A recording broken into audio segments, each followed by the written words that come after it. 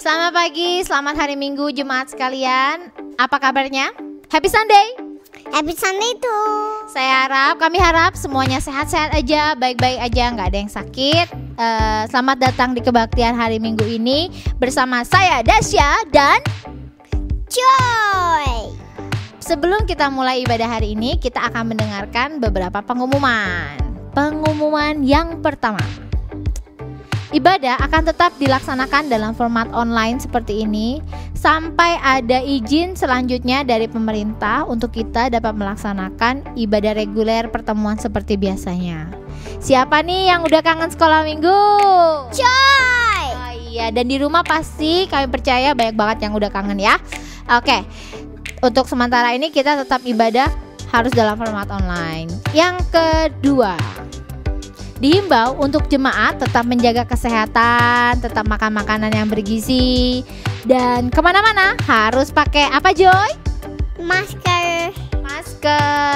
Dan selalu mengikuti protokol yang sudah ditetapkan oleh pemerintah. Itu untuk kebaikan kita sendiri ya, Joy ya? Iya. Oke, pengumuman selanjutnya. Bagi jemaat yang rindu dikonseling, didoakan oleh Pastor Sam, dipersilakan menghubungi nomor yang tertera di sini. Bisa disimpan dan gak cuma disimpan tapi dihubungi. Iya. Oke. Kalau udah, selanjutnya nih, pengumuman selanjutnya nih Joy. Are you ready? Bagi jemaat yang rindu untuk memberikan persembahan dan perpuluhannya, bisa menghubungi nomor di bawah ini untuk mendapatkan nomor rekening, atau bisa juga melalui barcode seperti itu. Sekarang selanjutnya jangan lupa follow akun Instagram @fathershouse_cc dan juga subscribe YouTube-nya IFGF spasi Fathers spasi House. Dan sekarang udah nih, pengumumannya udah selesai nih. Habis ini apa ya Joy? Habis ini toh kita akan menyaksikan testimoni dari beberapa teman-teman yang terdampak pandemi. Kira-kira Joy, tantangan apa yang mereka hadapi ya? Dan apa yang dilakukan di rumah supaya tetap semangat? Joy, di rumah ngapain aja sih biar semangat? Dogi. Oke, maksudnya boneka Dogi aja ya. Oke. Selamat menyaksikan Happy Sunday. Tuhan Yesus memberkati. Happy Sunday. Happy Sunday too. Tenaga kesehatan, kita harus tetap semangat melayani pasien meski di tengah-tengah pandemi seperti ini. Rasa takut pasti ada, tapi bagaimanapun juga kita harus menganggap kalau virus itu ada di depan mata. Jadi kita harus tetap pakai APD seperti ini. Untuk tantangannya melayani pasien di tengah pandemi tentu banyak ya. Di antaranya ketika kita menemui pasien yang kurang jujur, kita pasti ada was-was, kita takut. Kemudian ya ini salah satunya kita memakai APD komplit seperti ini, kadang-kadang merasa gerah, kita berkeringat berasa di sauna. Untuk pesannya bagi tenaga kesehatan, tetap semangat, jangan lupa kenakan APD. Kita jalankan protokol kesehatan sesuai anjuran pemerintah. Dan untuk pasien yang kita layani, juga untuk masyarakat pada umumnya, jangan lupa selalu pakai masker, selalu jaga jarak, jangan lupa cuci tangan di bawah air mengalir. Ayo, dengan begitu mudah-mudahan kita bisa menekan penambahan angka positif COVID-19. Indonesia bisa. Nama saya Wahyono, tukang ojek Pangkalan Kemiri. Dengan adanya COVID ini, saya merasa terganggu dan saya sangat dirugikan karena saya tidak bisa mendapatkan uang sampingan. Sedangkan saya seorang buruh bangunan. Dari sisi baiknya ada COVID ini adalah saya bisa bertemu dengan keluarga, berkumpul dengan keluarga setiap malam. Kalau dulu-dulunya saya harus keluar. Saya yakin bangsa Indonesia bisa berhasil mengatasi COVID-19. Halo, nama saya Yosi. Saya berdomisili di Kota Bandar Lampung. Saat ini saya ingin berbagi semangat dan berbagi cerita sedikit tentang dampak pandemi COVID-19 terhadap usaha saya. Saya adalah ibu rumah tangga dengan sekaligus wira swasta yang bergerak di bidang pendidikan non formal, yaitu di bidang bimbel. Sebelum COVID ini saya memiliki 50 orang murid dengan 4 pengajar. Tetapi setelah pandemi COVID-19 ini, di bulan April murid saya hanya tinggal 40% karena tidak semua orang tua siap dengan sistem bimbel online, dan karena keadaan ekonomi yang sulit juga, maka orang tua memutuskan anaknya untuk berhenti bimbel terlebih dahulu. Lalu di bulan Mei murid saya hanya tinggal 20%, dan di bulan Juni ini hanya tinggal 12%. Tapi intinya teman-teman, saya ingin berbagi semangat, jangan pernah menyerah, karena ketika satu pintu tertutup, Tuhan pasti membuka pintu yang lain. Saat ini saya beralih profesi sebagai pedagang online. Intinya, jika kita mau berusaha, pasti Tuhan buka jalan. Dan saya ingin mengajak teman-teman, ayo kita semangat, Indonesia pasti bisa, kita menang atas COVID-19. Halo, saya Lukman, bicara tentang sedikit dampak dari pandemi COVID-19 terhadap sektor pariwisata, khususnya pada travel agent yang saya geluti, adalah ketika tidak bisa menjalankan satu agenda perjalanan baik yang sudah ataupun belum direncanakan, dan tentu hal tersebut menimbulkan tantangan tersendiri, yaitu terus memikirkan solusi bagaimana caranya agar tetap eksis dan survive, terutama dalam menopang finansial. Tetapi walaupun demikian tidak lupa berinovasi dan tetap konsisten, karena saya yakin ketika pemerintah pusat bisa berkoordinasi dengan baik terhadap semua elemen yang berada di bawahnya, tentu semua pelaku wisata bisa segera berjalan dengan prosedur protokol kesehatan yang dilakukan oleh pemerintah. Indonesia pasti bisa. Kesaksian kami di dalam usaha menghadapi COVID adalah yang pertama, omset menurun. Dengan omset menurun ini tidak bisa menutup untuk biaya operasional termasuk gaji karyawan, sehingga kami harus mengambil keputusan yang sangat berat, yang kami harus merumahkan karyawan. Yang kedua, kita harus tetap buka untuk kita bisa mendapat pemasukan untuk memenuhi kebutuhan kami sehari-hari, dengan kami melibatkan anak-anak kami, yaitu Kesia, Jessica, Joshua, dan Cornelius. Secara manusia kami merasa berat, tapi kami percaya bahwa di dalam Tuhan itu kita akan mendapatkan kekuatan. Di dalam Tuhan kita mendapatkan janji yang pasti bahwa Tuhan akan menyertai kita, dan kita akan lebih mengandalkan Tuhan dalam usaha kami. Kami percaya bahwa Tuhan yang pegang kendali atas usaha pekerjaan kami walaupun kami menghadapi COVID. Kami percaya dengan tetap bersemangat, kita hidup di dalam Tuhan, maka semuanya akan kita bisa lewati. Tuhan memberkati.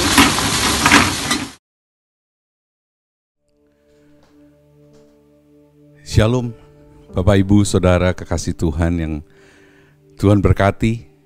Kita telah melihat tadi kesaksian banyak orang, kesaksian beberapa orang yang bercerita tentang bagaimana mereka harus berjuang, bagaimana mereka harus melakukan sesuatu untuk memiliki pengharapan, memiliki keinginan, memiliki ekspektasi, dan tentunya adalah mimpi untuk mereka kembali kepada sesuatu yang lebih baik di masa-masa yang spesial, yang khusus, yang mungkin dianggap susah, yang sulit, yang dialami oleh semua orang.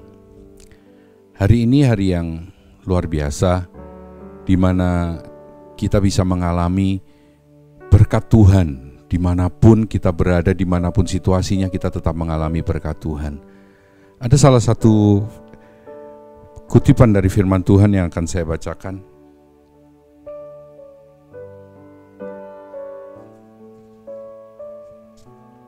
Di dalam Kolose pasal yang kedua, ayat yang ke-6 dikatakan begini, kamu telah menerima Kristus Yesus Tuhan kita. Karena itu hendaklah hidupmu tetap di dalam Dia.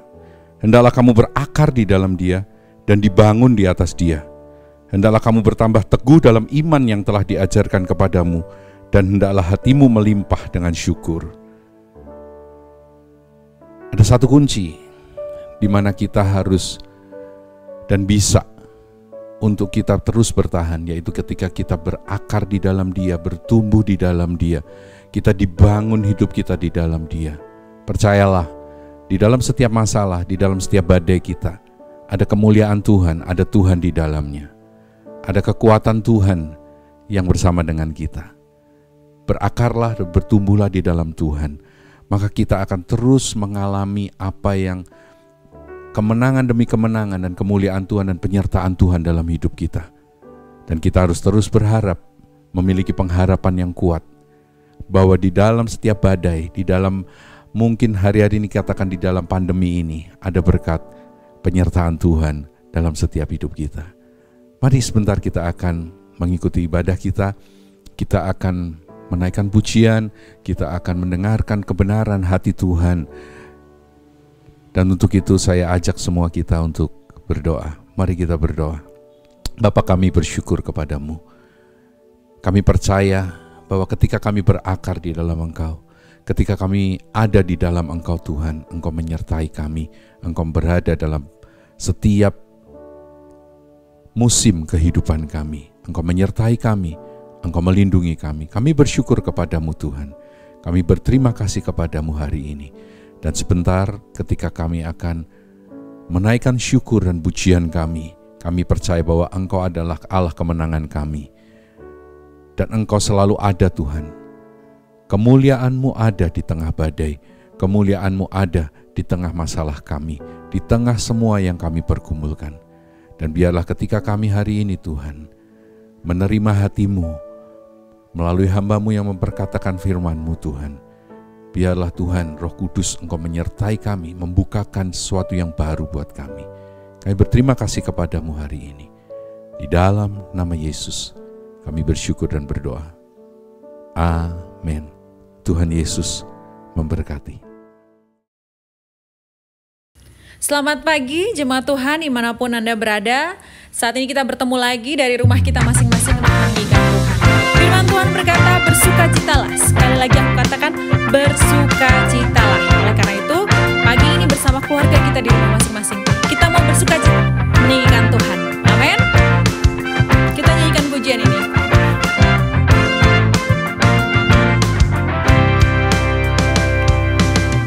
Kini ku bawa hatiku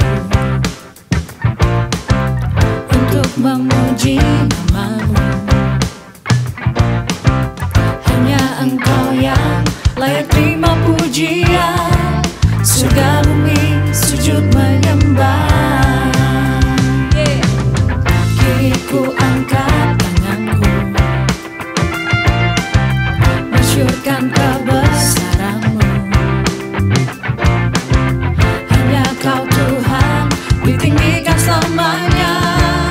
Dengan iman ku kan berseru, sukacitaku penuh terus mengalir.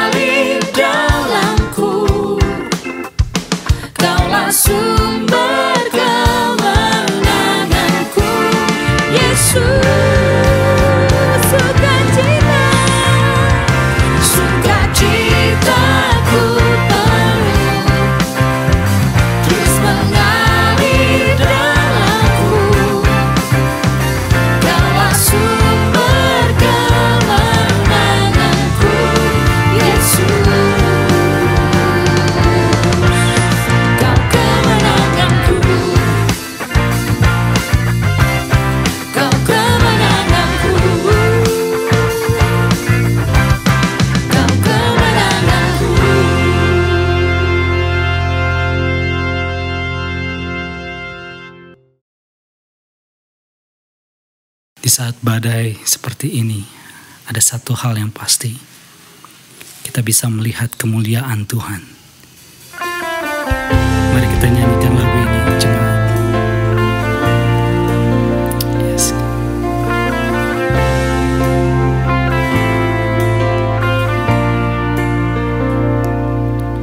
Saat ku berada di tengah gelombang, Kau ada di sana. Hadapi cobaan, lewati ujian, tangan-Mu melindungiku.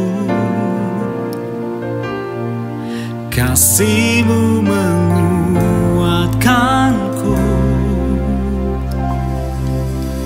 Kemuliaan-Mu Tuhan pasti nyata di tengah badai. Kau pertolongan dan pengharapan, Tuhan kemenanganku. Mari jemaat kita percaya ini, yakini bahwa ini benar. Kita nyanyikan dengan hati kita. Saat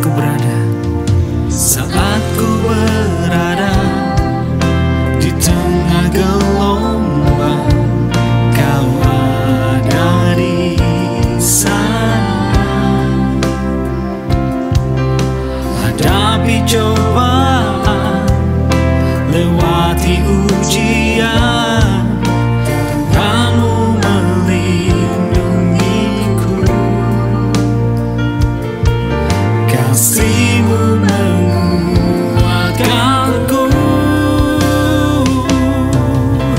Kemuliaan-Mu Tuhan pasti nyata di tengah badai.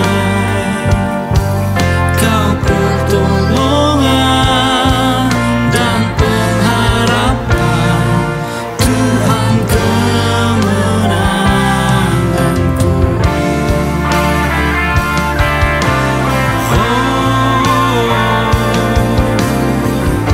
Engkau kemenangan kami.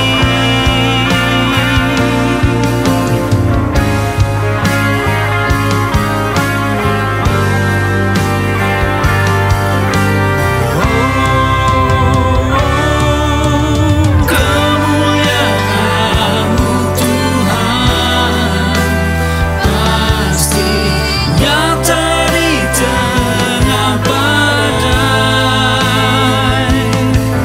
Kau pertolongan dan pengharapan, Tuhan kemenanganku. Kemuliaan-Mu Tuhan pasti nyata di tengah badai. Kau pertolongan dan pengharapan, Tuhan kemenanganku. Kau pertolongan dan pengharapan, Tuhan kemenanganku.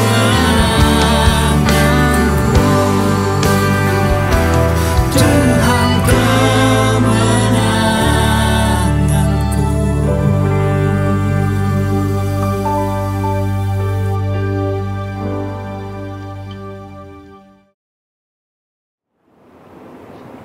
Shalom saudara yang diberkati Tuhan. Happy Sunday buat saudara jemaat Tuhan Yesus yang sangat diberkati oleh Tuhan. Hari ini saya ingin berbicara dari firman Tuhan yang terambil dari Lukas pasalnya yang kelima. Lukas pasalnya yang kelima. Hari ini saya ingin berbicara apa yang saya sebut ini strategi apostolik untuk saudara keluar dari krisis ekonomi, dari masalah keuangan, dan mengalami terobosan dalam kehidupan. Nah, kita tahu bahwa Yesus Kristus Tuhan yang telah mati di atas kayu salib bagi kita. Alkitab berkata dalam 2 Korintus pasalnya yang ke-8 bahwa Yesus dia menjadi miskin di atas kayu salib.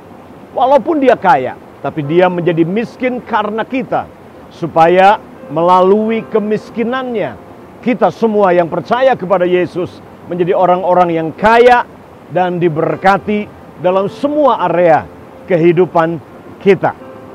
Nah, dalam pasal yang kelima ini kita akan melihat dan kita akan belajar bersama-sama tentang strategi Tuhan Yesus, bagaimana mengubah krisis menjadi kelimpahan, bagaimana mengubah minus menjadi plus, bagaimana mengubah kekurangan menjadi kelimpahan, bagaimana dari defisit menjadi berkat yang tidak bisa dihitung. Nah, kita akan lihat bersama-sama. Buat saudara, hari-hari ini saya tahu hampir semua bisnis mengalami kesulitan. Hampir semua usaha sedang mengalami defisit. Ada banyak usaha bisnis hari ini yang diambang kebangkrutan. Ada banyak saudara yang sedang mengalami kerugian. Saudara yang bekerja, saudara yang punya usaha sendiri atau perusahaan, saudara sedang hari-hari ini banyak yang mengalami kesulitan. Nah, kita akan lihat bersama-sama dan belajar beberapa prinsip kebenaran yang diajarkan Tuhan Yesus dalam Lukas pasalnya yang kelima. Ayat yang ke-1 dikatakan demikian. Pada suatu kali, Yesus berdiri di pantai Danau Genesaret. Sedang orang banyak mengerumuni dia, hendak mendengarkan firman Allah. Ia melihat 2 perahu di tepi pantai, nelayan-nelayannya telah turun dan sedang membasuh jalanya. Ia naik ke dalam salah satu perahu itu, yaitu perahu Simon, dan menyuruh dia supaya menolakkan perahunya sedikit jauh dari pantai. Lalu ia duduk dan mengajar orang banyak dari atas perahu. Setelah selesai berbicara, ia berkata kepada Simon, "Bertolaklah ke tempat yang dalam." Garis bawahi kata itu, bertolaklah ke tempat yang dalam dan tebarkanlah jalamu untuk menangkap ikan. Simon menjawab, "Guru, telah sepanjang malam kami bekerja keras dan kami tidak menangkap apa-apa. Tapi karena engkau menyuruhnya, aku akan menebarkan jala juga." Dan setelah mereka melakukannya, mereka menangkap sejumlah besar ikan sehingga jala mereka mulai koyak. Lalu mereka memberi isyarat kepada teman-temannya di perahu yang lain supaya mereka datang membantunya. Dan mereka itu datang, lalu mereka bersama-sama mengisi kedua perahu itu dengan ikan hingga hampir tenggelam. Ketika Simon Petrus melihat hal itu, ia pun tersungkur di depan Yesus dan berkata, "Tuhan, pergilah daripadaku, karena aku ini seorang berdosa." Sebab ia dan semua orang yang bersama-sama dengan dia takjub oleh karena banyaknya ikan yang mereka tangkap. Wow. Sampai di sini. Jadi kisahnya adalah ini, saudara. Ada seorang pengusaha. Pengusaha namanya Petrus. Ini memang sudah generational business. Jadi ini sebuah usaha generasi dari keluarga ke keluarga. Petrus, Simon Petrus, dan memang sebagian besar dari murid Yesus yang pertama ini adalah para nelayan yang hidup menggantungkan diri dari menangkap ikan di Danau Galilea. Saya sudah berkali-kali ke Danau Galilea dan makan di pinggir Danau Galilea, tempat Simon Petrus di sini dia biasa menangkap ikan pada waktu itu. Biasanya kalau ke Israel, saudara pasti akan makan namanya ikan Petrus. Nah, dari sinilah sebenarnya historinya, sejarahnya, ya, ikan Petrus itu. Ikan Petrus, ikan apa ya? Sejenis gurame seperti itu, sejenis kakap, ya, seperti itu. Ya, biasa saja kalau buat orang kita tentunya, karena mereka dimasak cuma digoreng dengan minyak zaitun. Tetapi ini situasinya. Coba saudara visualisasikan diri saudara. Saudara ada di danau, saudara adalah seorang nelayan, semalaman menebarkan jala. semalaman engkau menggantungkan hidupmu, ekonomimu dari bisnis menangkap ikan. Ini bicara tentang hidup mati, ini berbicara tentang menentukan bagaimana menyekolahkan anak ke depan. Bisnis ini menentukan mereka makan atau tidak, anaknya bisa sekolah atau tidak, menentukan kelangsungan Petrus bersama dengan keluarganya. Jadi ini situasinya. Semalaman menangkap ikan, mengerahkan semua ilmu, teknik cara bagaimana menangkap ikan. Petrus ahlinya, karena ini adalah bisnis keluarga. Kapal, jala, sudah tahu semuanya, mengenali betul-betul. Tetapi hari itu, Petrus setelah semalaman memakai semua strategi bisnis, strategi cara bagaimana menangkap ikan, tapi mereka tidak menangkap apa-apa saat itu. Dan yang terjadi adalah ini, sampai akhirnya semalaman mereka menangkap ikan dan tidak ada ikan sama sekali dan kosong. Mereka tidak dapat apa-apa. Nah, apa yang terjadi? Jadi pagi hari itu, setelah semalaman mencoba menangkap ikan, mereka tidak dapat apa-apa. Dan pagi hari, Petrus di pinggir danau sedang membersihkan jalanya. Ya, saya bisa bayangkan wajahnya Petrus saat itu. Pasti wajahnya kusam, wajahnya wajah yang tanpa harapan, wajah yang kecapean karena semalaman begadang, mencoba menangkap ikan tapi tidak dapat apa-apa. Ya, kalau semalaman kerja keras, kemudian pulang perahunya penuh dengan ikan, pasti ada sukacita, ada kebanggaan, ya ada harapan, ya buat keluarga dan juga buat anak-anaknya. Tapi pagi itu Petrus dia di pinggir danau itu dalam kondisi yang lesu, kondisi yang capek, tapi kemudian tidak mendapat hasil apa-apa. Ya, mungkin seperti ini situasi saudara hari ini sebagai pengusaha. Saudara sudah coba lakukan semua cara, teknik bisnis, teknik marketing, digital marketing, produk diperbaiki, semua cara. Saudara sudah lakukan cara yang terbaik. Mungkin saudara panggil ahli marketing, ahli desain, ahli teknik industri. Saudara coba semua cara. Tapi kemudian menemukan sebuah fakta realitas kenyataan bahwa bisnis saudara tidak berhasil.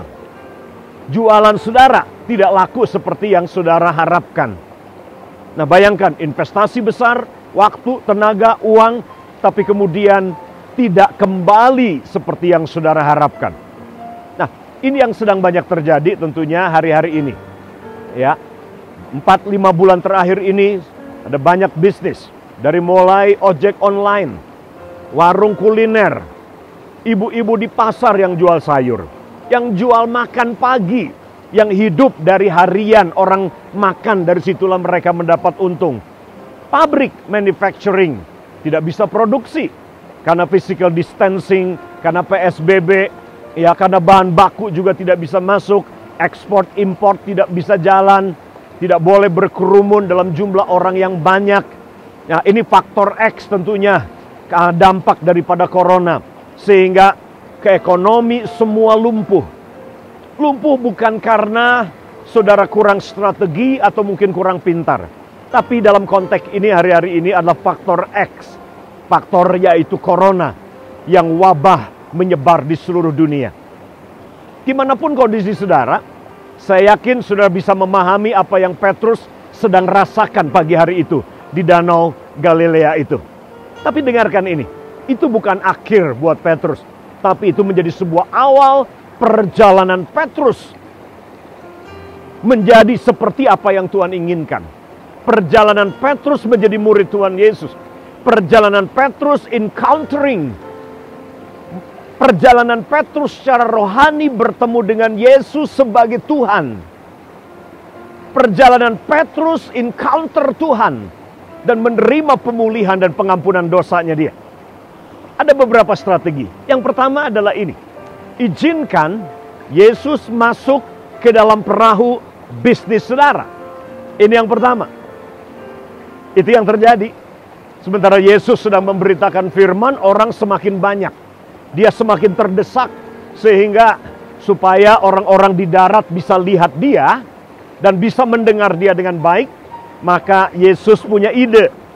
Idenya dia adalah ini. Dia lihat Petrus dengan jala, dengan wajah kusam, dan ada perahu yang nganggur. Perahunya bersandar di situ setelah semalaman dipakai dan tidak menangkap apa-apa.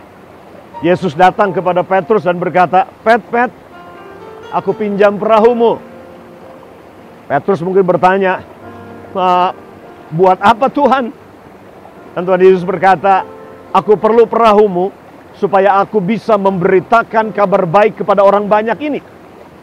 Aku perlu perahumu untuk jadi tempat untuk aku boleh berdiri, semua orang bisa lihat aku, dan aku bisa lihat mereka, dan firman Tuhan bisa diberitakan untuk mereka, orang banyak ini.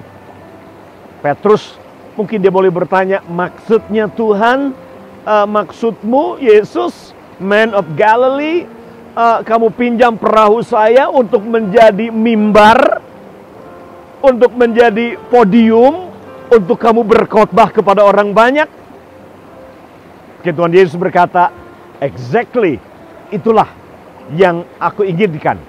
Aku mau pinjam perahumu untuk menjadi mimbar, supaya aku bisa memberitakan firman kepada orang banyak ini.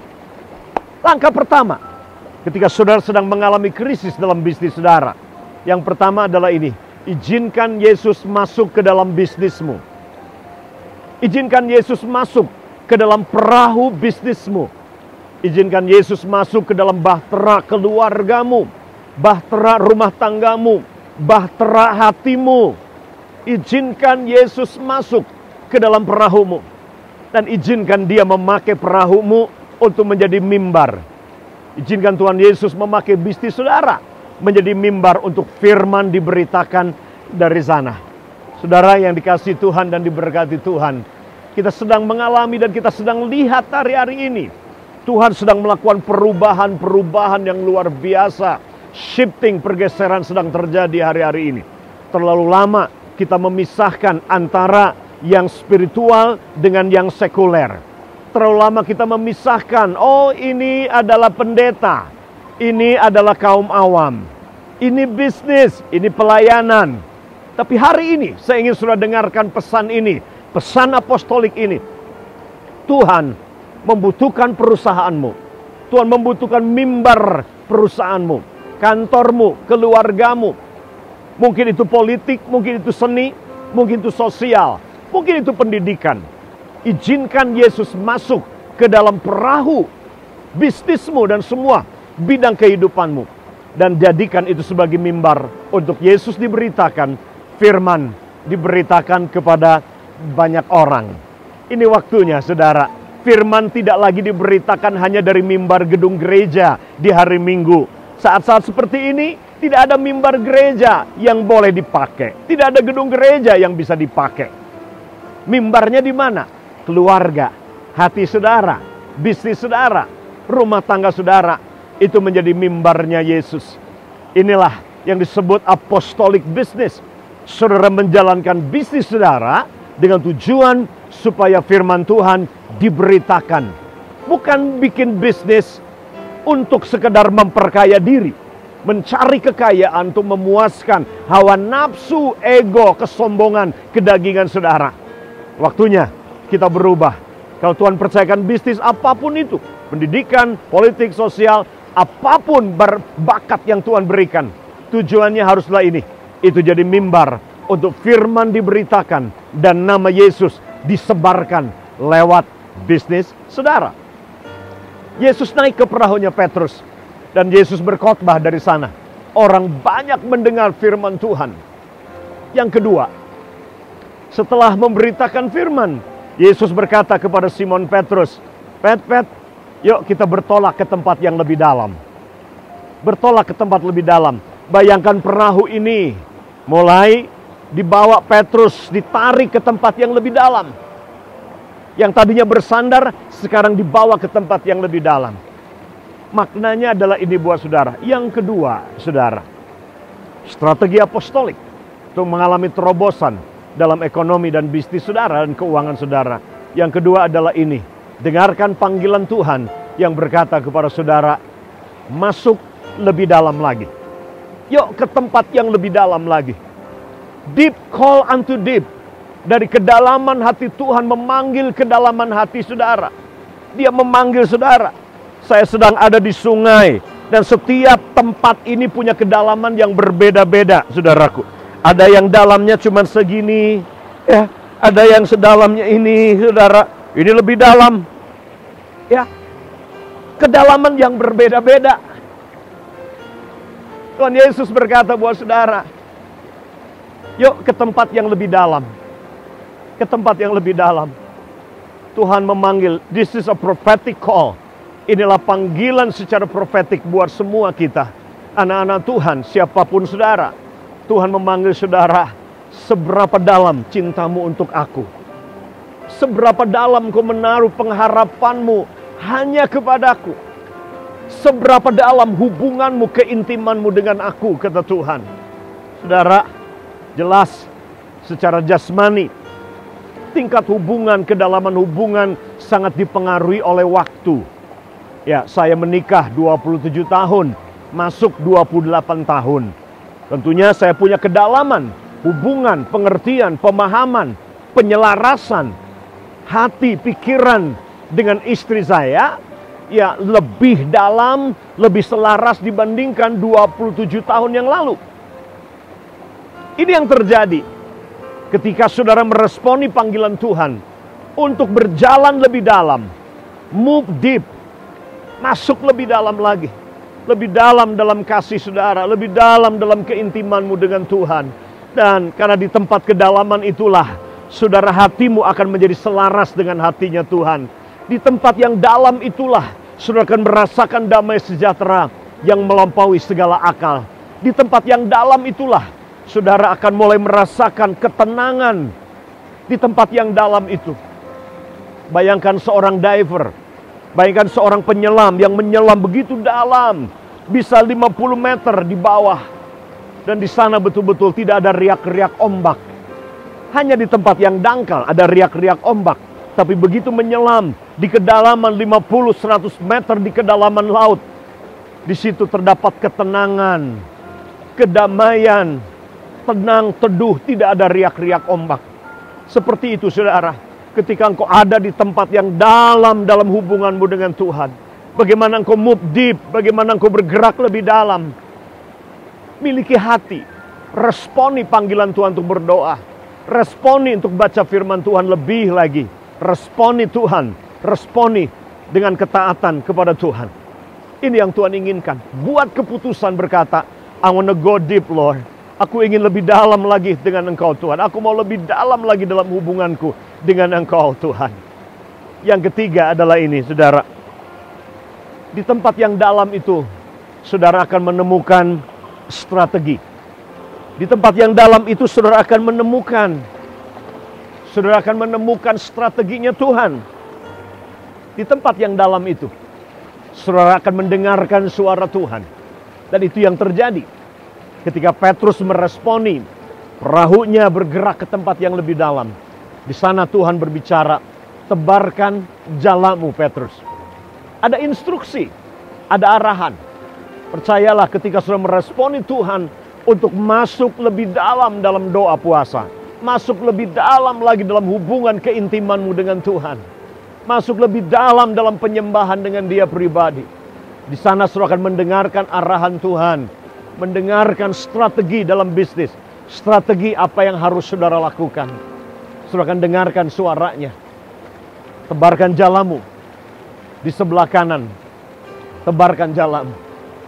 Ini yang ketiga yang akan terjadi. Yang keempat adalah ini. Taati Tuhan walaupun tidak masuk akal. Dan ketika Tuhan berbicara, kadang ini menjadi ciri. Saat Tuhan berbicara, kadang apa yang Tuhan katakan itu sangat bertolak belakang dengan logika kita. Bertolak belakang dengan pengalaman-pengalaman hidup kita. Bertolak belakang dari semua teknik, bisnis, strategi yang pernah kita pelajari. Itu yang terjadi dengan Petrus. Waktu dia mendengar Yesus berkata, tebarkan jalamu. Petrus langsung, semua teori bisnisnya dia keluar. Dan kemudian dia berkata, Tuhan, saya sudah semalaman mengerahkan semua strategi menangkap ikan, tapi tidak dapat apa-apa. Tapi dia berkata, karena engkau mengatakannya, saya akan taat. Saya akan taat. Dan itu yang Petrus lakukan. Dia taat walaupun arahan dari Tuhan berbeda, bertolak belakang dengan teori, strategi, pengalamannya dia sebagai seorang nelayan. Tapi dia tebarkan jala anyway, karena dia taat kepada Yesus. Saudara, strategi yang keempat untuk saudara mengalami terobosan dalam bisnis saudara adalah ini. Belajar untuk taat kepada Tuhan walaupun tidak masuk akal. Taati Tuhan anyway. Karena hari-hari ini Tuhan akan bawa saudara ke dalam sebuah pengalaman yang berbeda. Strategi yang Tuhan berikan akan bertolak belakang mungkin dengan sebuah teknik, teori, bisnis yang pernah saudara pelajari.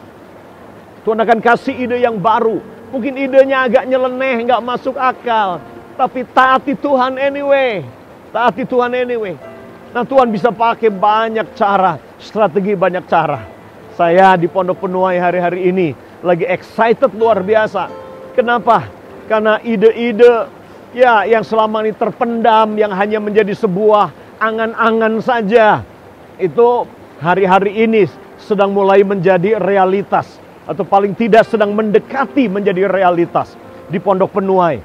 Ya, di tengah-tengah lockdown, di tengah-tengah stay home selama sudah 5 bulan ini, saudara.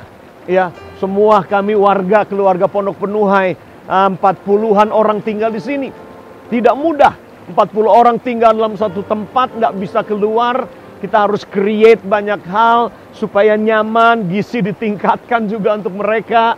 Ya, kasih makan yang baik, menjaga semangat mereka, olahraga, dan seterusnya. Tetapi kemudian di tengah-tengah semua yang sedang terjadi ini, Tuhan bekerja dengan begitu cepat. Begitu cepat sekali. Ide-ide Tuhan berikan ya untuk Pondok Penuai. Nah, next time kalau saudara datang ke Salatiga, ke Pondok Penuai, saudara akan lihat apa yang saya maksudkan, saudaraku. Bahwa Tuhan sedang mengerjakan sesuatu yang kadang tidak masuk akal dan bertolak belakang dari apa yang selama ini tidak pernah kita pikirkan. Itulah Tuhan. Saya ciri cara Tuhan bekerja. Gak pernah kita pikirkan, gak pernah kita lihat, gak pernah kita dengar. Tapi itu yang disediakan Tuhan bagi kita. Ketika Petrus taat, dia tebarkan jalanya. Apa yang terjadi? Jalanya dia koyak. Perahunya mau tenggelam, saudara. Kenapa? Karena saking banyaknya ikan yang dia tangkap. Dari -0 menjadi kelimpahan. Sampai jalanya koyak dengan ikan. Apa rahasianya? Rahasianya ada pada kata ini, yang kelima, yaitu ketika Petrus mentaati Tuhan. Taat.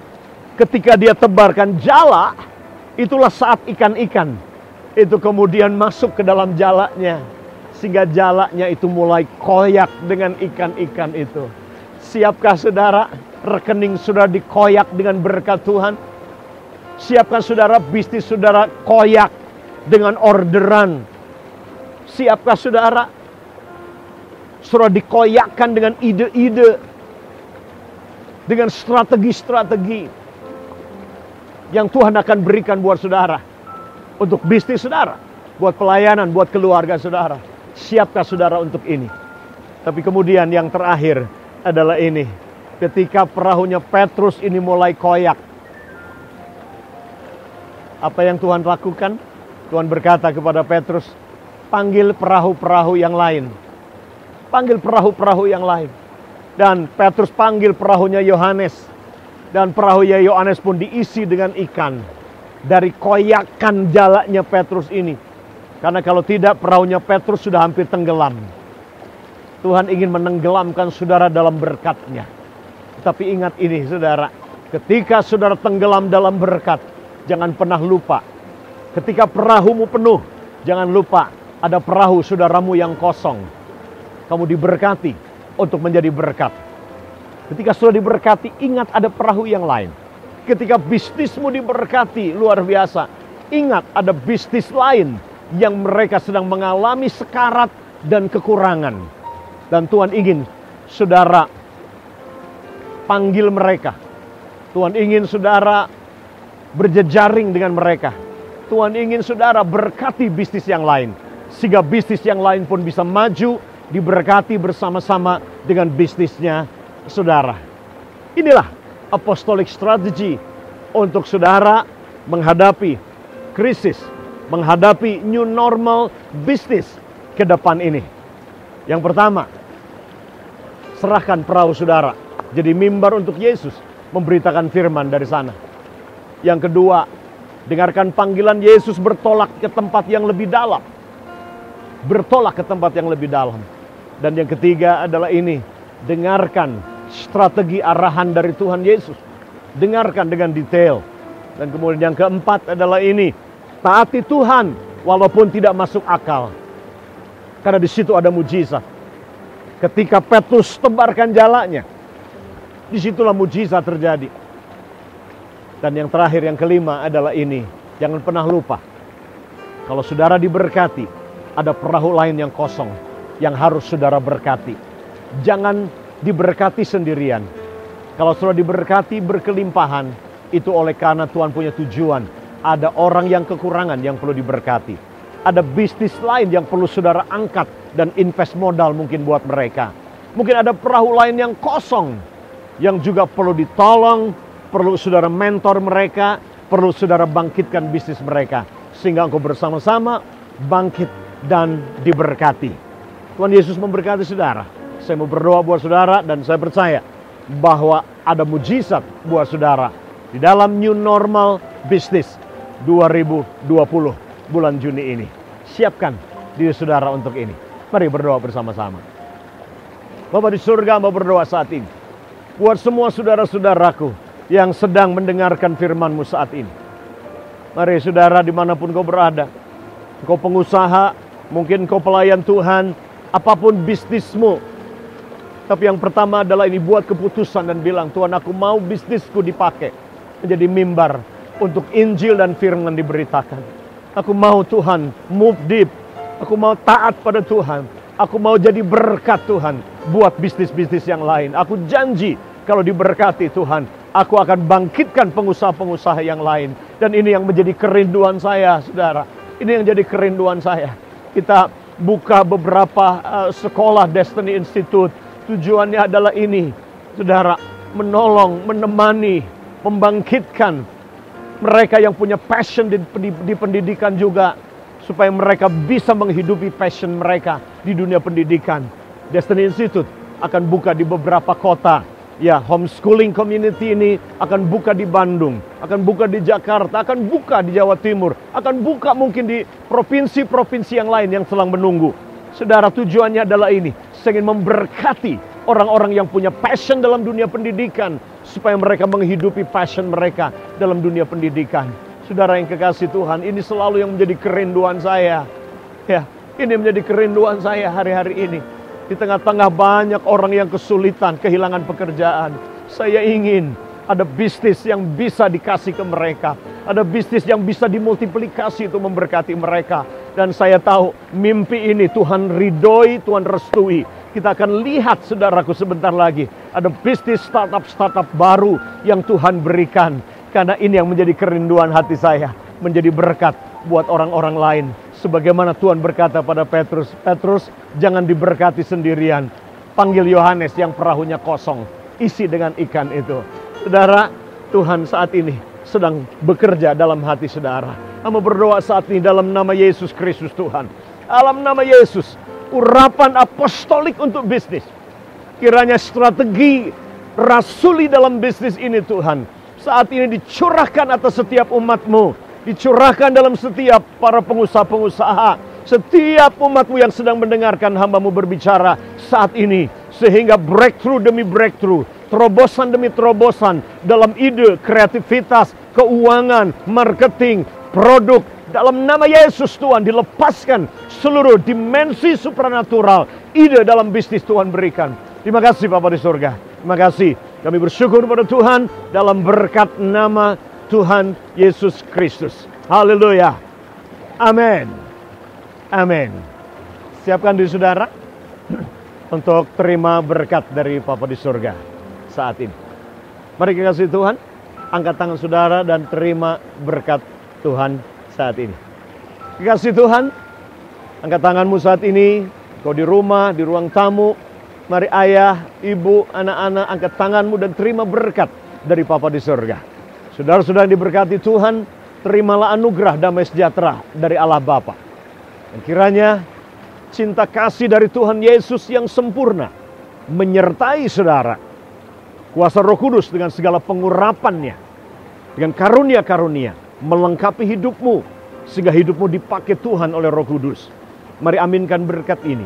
Diberkatilah keluargamu, diberkati orang tuamu, diberkati anak-anakmu, diberkati bisnismu, diberkati studimu, diberkati perjalananmu, dan apa saja yang engkau kerjakan dengan tanganmu, diberkati oleh Tuhan. Dalam nama Yesus, Tuhan berkati. Sampai jumpa minggu depan. Tuhan Yesus memberkati saudara.